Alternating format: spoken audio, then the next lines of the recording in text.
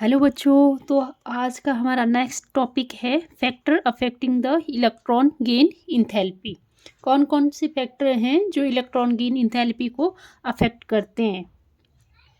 ठीक है, तो इसमें हम देखते हैं, जैसे फर्स्ट ले लेते हैं न्यूक्लियर चार्ज।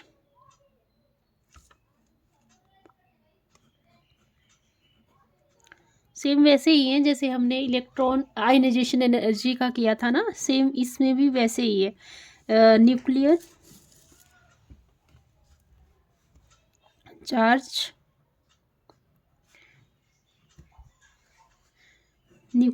चार्ज जैसे कि आपको पता है, हम जैसे लेफ़्ट टू राइट मूव करते हैं तो क्या होता है, न्यूक्लियर चार्ज बढ़ता है। जैसे lithium atomic number 3, beryllium, boron, carbon, nitrogen, oxygen, fluorine और नियॉन। ठीक है, और इसमें जो +3 न्यूक्लियर चार्ज, इसमें +4 न्यूक्लियर चार्ज, इसमें +5 nuclear charge, +6 nuclear charge, +7 nuclear charge, +8 nuclear charge, +9 nuclear charge और +10 न्यूक्लियर चार्ज। अब देखो मैंने आपको इससे पहले जो वीडियो करवाया था उसमें मैंने इलेक्ट्रॉन गेन इंथैल्पी के बारे में आपको बताया था। तो इलेक्ट्रॉन गेन इंथैल्पी में 2 टाइप्स की बताई थी मैंने। इलेक्ट्रॉन गेन इंथैल्पी आपको पॉजिटिव और नेगेटिव। ठीक है, पॉजिटिव और नेगेटिव। तो ये जो इलेक्ट्रॉन गेन इंथैल्पी है, यहाँ पे पॉजिटिव वैल्यू भी आ सकती है और नेगेटिव वैल्यू भी आ सकती है। ठीक है, तो जो एक्सपेरिमेंटली प्रूव्ड वैल्यू हैं, जैसे ये माइनस इलेक्ट्रॉन गेन इंथैल्पी की जो वैल्यू है, ये है लिथियम के लिए -60, बेरिलियम के लिए +66। क्यों है? क्योंकि इसके इलेक्ट्रॉनिक कॉन्फ़िगरेशन आपको पता ही है, 1s2 2s2। इलेक्ट्रॉनिक कॉन्फ़िगरेशन क्या है? फुली फील्ड है। ठीक है, और बोरोन का इलेक्ट्रॉन गेन इंथैल्पी जो है -83 आती है, ये -122। और नाइट्रोजन का जो इलेक्ट्रॉन गेन इंथैल्पी है उसकी वैल्यू +31। नाइट्रोजन का भी पता है आपको, मैंने पहले भी बता चुकी हुई है, क्योंकि 1s2 2s2 2p3 atomic number 7 होता है इसका। और आउटर मोस्ट शेल में 3 इलेक्ट्रॉन होते हैं p ऑर्बिटल में। तो p ऑर्बिटल में 3 ऑर्बिटल की वजह से हाफ फील्ड इलेक्ट्रॉनिक कॉन्फ़िगरेशन को फॉलो करता है, जो कि स्टेबल होती है। उसकी वजह से इसमें जो ये इलेक्ट्रॉन है, ये इलेक्ट्रॉन ईजिली एक्सेप्ट नहीं कर पाता, मतलब ये। ठीक है, स्टेबल, क्योंकि एक्स्ट्रा स्टेबिलिटी होती है हाफ फील्ड और फुली फील्ड में। उसकी वजह से इलेक्ट्रॉन गेन इंथैल्पी की वैल्यू +31 आती है। ऑक्सीजन, इसकी इलेक्ट्रॉन गेन इंथैल्पी है 141, और इसकी इलेक्ट्रॉनिक जो वैल्यू है इलेक्ट्रॉन गेन इंथैल्पी की, वो है -228। और नियॉन की होती है प्लस में, क्योंकि ये भी क्या है, फुली फील्ड होता है। तो फुली फील्ड क्या होते हैं, मोर स्टेबल होते हैं। तो यहाँ से इलेक्ट्रॉन निकालना या इलेक्ट्रॉन ऐड करना मुश्किल होता है। ठीक है, तो ये लग गया आपको पता। अब आपको क्या करना है इसमें, जैसे हमें पता है, अब यहाँ पे ऑब्जर्व कर रहे होंगे आप, जो इलेक्ट्रॉन गेन इंथैल्पी की जो वैल्यू आ रही है, जैसे हम राइट से लेफ़्ट की तरफ मूव कर रहे हैं, तो जो वैल्यू है, वैल्यू मैक्सिमम किस में आ रही है? नेगेटिव में। देखो माइनस माइनस, और वैल्यू बढ़ रही है, यहाँ -60, यहाँ -83, फिर -122, फिर -141, -328, ऐसे वैल्यू बढ़ रही है। और यहाँ तो एक्सेप्शनल केस हैं जो वहाँ पे वैल्यू पॉजिटिव आ रही है। क्यों आ रही है? क्योंकि फुल फील्ड और हाफ फील्ड इलेक्ट्रॉनिक कॉन्फ़िगरेशन की वजह से। तो अगर हमने पेपर में लिखना है तो कैसे लिखेंगे ये? इसमें कैसे लिखोगे आप? तो क्या लिखोगे? Nuclear charge, as the nuclear charge increases,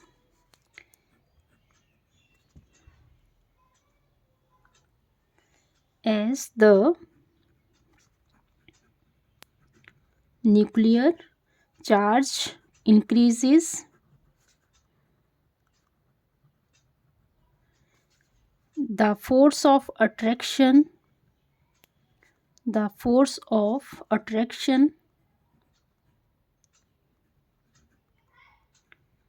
between the nucleus and incoming electron increases,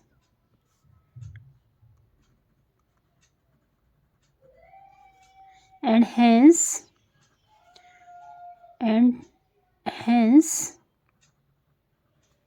the electron gain enthalpy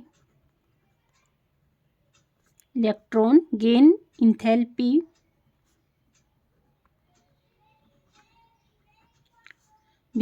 more negative.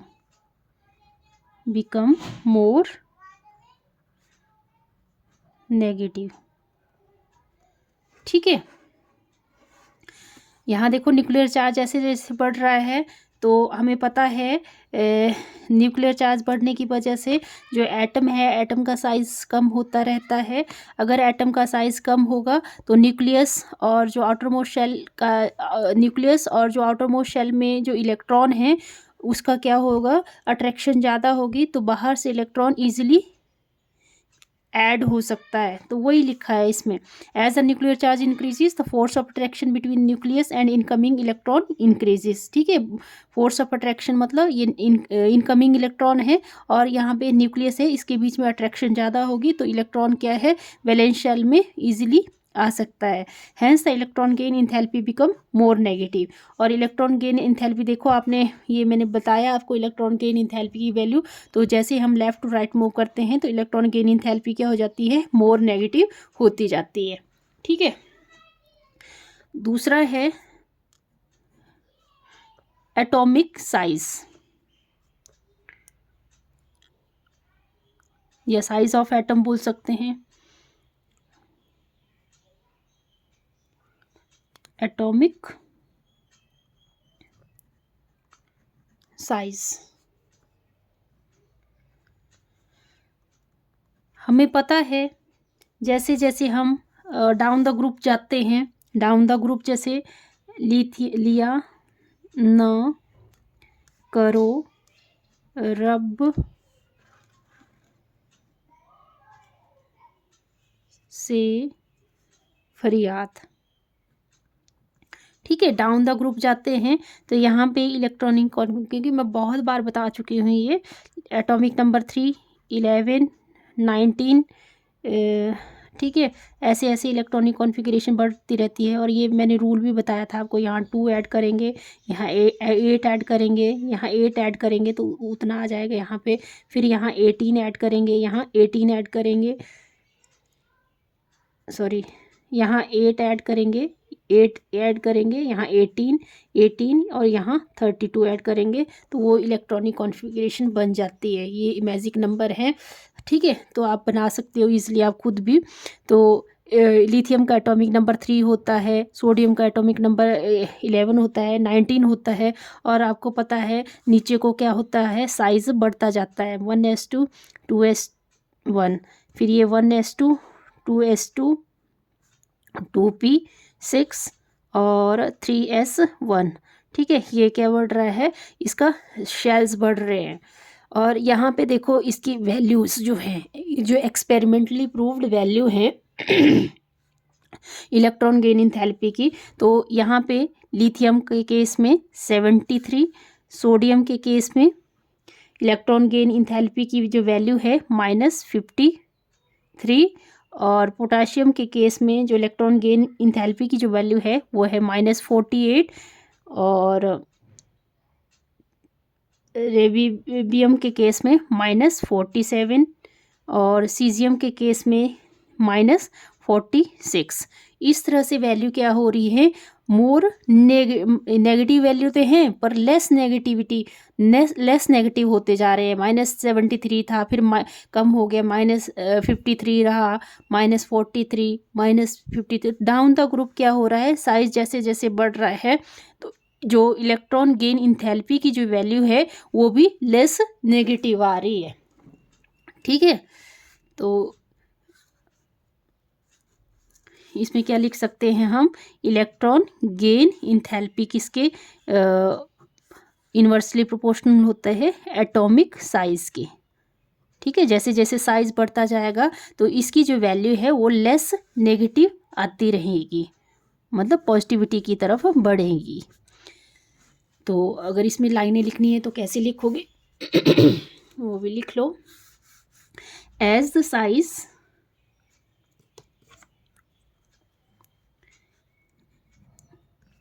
as the size of the atom increases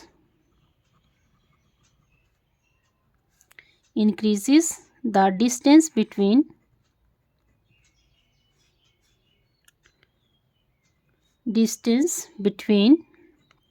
nucleus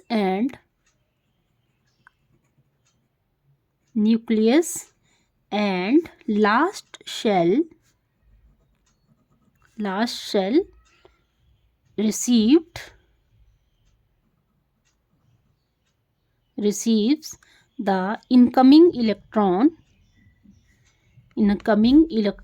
increases. As a result,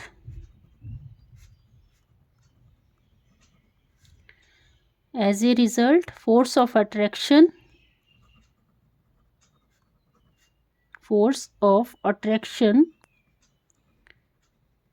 between nucleus and incoming electron increases.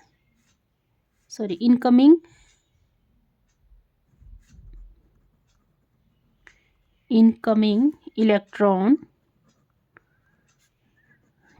Increase नहीं होगा, decrease होता रहेगा, ये मैं बताती हूँ अभी कैसे। hence the electron gain enthalpy become less negative। ठीक है, मतलब क्या था, जैसे जैसे मान लो ये लिथियम का केस है, ठीक है, यहाँ न्यूक्लियस था, यहाँ पे आपका न्यूक्लियस से आउटरमोस्ट शेल का जो डिस्टेंस था वो बहुत कम था, तो न्यूक्लियस में जितने भी प्रोटॉन हैं तो इनकमिंग इलेक्ट्रॉन को वो उसमें इनकमिंग इलेक्ट्रॉन में क्या होगी, न्यूक्लियस और इनकमिंग इलेक्ट्रॉन में फोर्स ऑफ अट्रैक्शन ज़्यादा होगी क्योंकि डिस्टेंस क्या है, कम है, तो ईजिली इलेक्ट्रॉन यहाँ आ सकता है। ठीक है, और जैसे जैसे हम नीचे को जाएंगे तो नंबर ऑफ शेल्स बढ़ जाएंगे। जैसे सोडियम का केस लें तो यहाँ पे और यहाँ पे अगर हमने एक इलेक्ट्रॉन डालना है तो यहाँ पे देखो ये न्यूक्लियस है और न्यूक्लियस और इलेक्ट्रॉन के बीच में फोर्स तो है पर बहुत कम है। अगर बहुत कम फोर्स है तो कैसे आ सकता है इलेक्ट्रॉन को आने के लिए फोर्स ऑफ अट्रैक्शन भी ज़रूरी है, तो यहाँ ईजिली इलेक्ट्रॉन वैलेंस शेल में आ जाता है और यहाँ थोड़ा आएगा तो आएगा पर थोड़ा लेट आएगा, मतलब ठीक है, मतलब इसकी जो टेंडेंसी आने की वो डिक्रीज होती जाएगी। फिर है थर्ड, इलेक्ट्रॉनिक